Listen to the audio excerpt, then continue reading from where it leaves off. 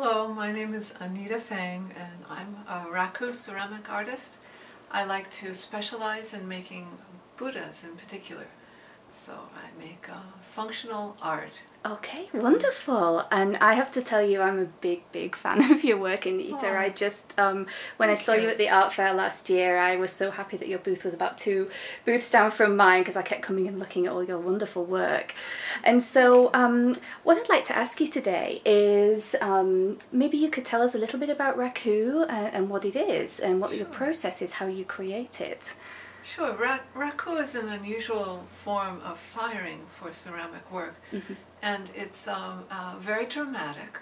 And what it involves is the firing process is very quick. It's done outside because it's fired up to a peak temperature, 1800 degrees roughly. Wow. At which point I lift up, open the kiln, and when the figures are red hot, the glaze molten, I actually lift them out of the kiln with iron tongs at that time and plunge them into a metal bin filled with combustible materials. Oh my goodness. Some of my favorite burnable materials are junk mail, pine needles. Those are my 2 current favorites. Right. And what happens is, since the sculpture is red hot, it bursts into flame, and then I slam a lid on that metal bin, which then creates what we call a reducing environment. All the carbon goes directly into the glaze and the clay, creating these really unique, unpredictable, shimmering kinds of glazes, and it turns the clay body black. Oh, that's wonderful. And so once you've finished the firing process, do you then paint or add anything else to the piece, or are they just as well, they are? That's an interesting question, because at first most Raku artists, that's risky enough, and if it survives that process, they're happy.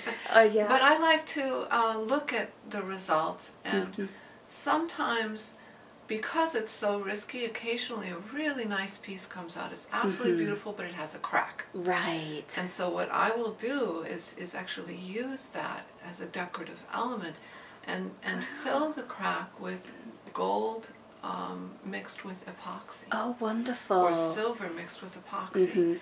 And then create some kind of effect like lightning or streaks of one kind or another. That's fantastic. Yeah. And then also sometimes I'll add embellishments like silver chain or but the main thing by far is the clay itself. That's fantastic. Well, I love the piece that you brought with you today. And is this one of your latest pieces? It is, fresh out of the fire fresh? Yesterday. And if you could smell on a video, you would be able to smell the smoke still coming. Oh my goodness, it's absolutely beautiful. And now, do you give every piece a title or a name, or do you just... no, but not some of the bigger ones I do. But there are certainly themes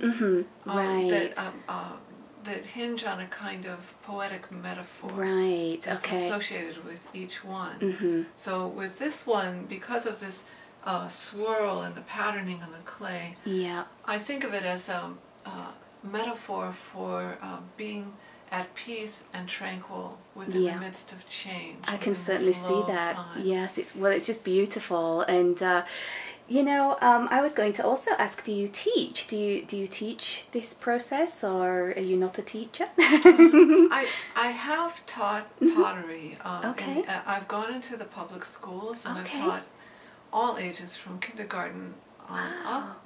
Wonderful. And I've taught some people privately. I also teach Zen, which is very much informs the style and the theme of what I do. Well, that's wonderful, Anita. And, you know, I'm just so looking forward to seeing you at the Sammamish Art Fair this year. I know we're all excited about seeing all your new work. Well, thank you. I'm thrilled to be a part of it this year. That's fantastic. Sure it's going to be loads of fun. Great. Well, thank you so much, Anita. You're welcome. Okay.